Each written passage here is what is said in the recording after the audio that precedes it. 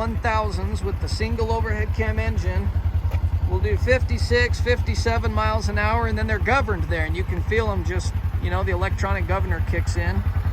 That's plenty fast to get the family down the road, and sometimes we do travel on short sections of road, of highway, between trails. In my opinion, it's just right. It's plenty for a machine that's meant to do what this one's meant to do.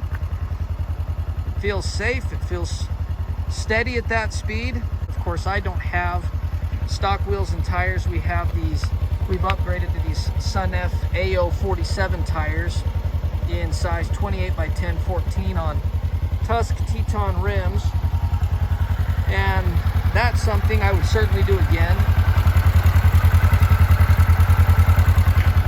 They've made a big difference and improvement in off-road performance,